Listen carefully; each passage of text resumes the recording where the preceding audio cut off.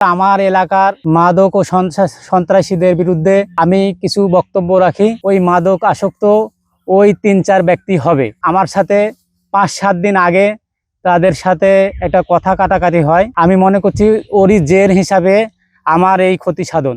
আমি আইন শৃঙ্খলা মিটিংয়ে প্রায়ই কথা বলি, কিন্তু এবার আমার এলাকার মাদক ও সন্ত্রাসীদের বিরুদ্ধে আমি কিছু বক্তব্য রাখি, যার পরিপ্রেক্ষিতে আমার বিরুদ্ধে অনেক ক্ষতি সাধন করার চেষ্টা করা হচ্ছে।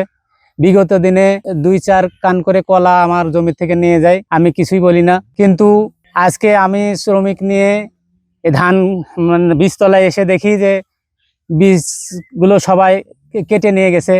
তবে আমি ধারণা করছি যে এইটা ওই মাদক আসক্ত ওই ৩-৪ ব্যক্তি হবে, কারণ আমার সাথে ৫-৭ দিন আগে তাদের সাথে একটা কথা কাটাকাটি হয়। আমি মনে করছি ওরই জের হিসাবে আমার এই ক্ষতি সাধন।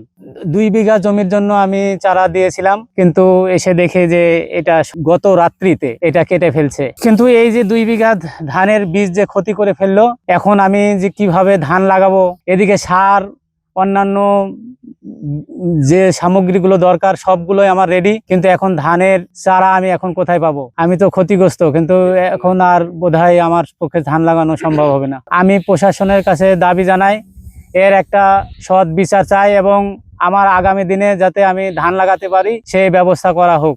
এবং আমি যে রাস্তাঘাটে চলাফেরার, এখান থেকে ৯ কিলো দূরে চারঘাট বালিকা উচ্চ বিদ্যালয়ে যাই, এর নিরাপত্তা নিশ্চিতের দাবি জানাচ্ছি।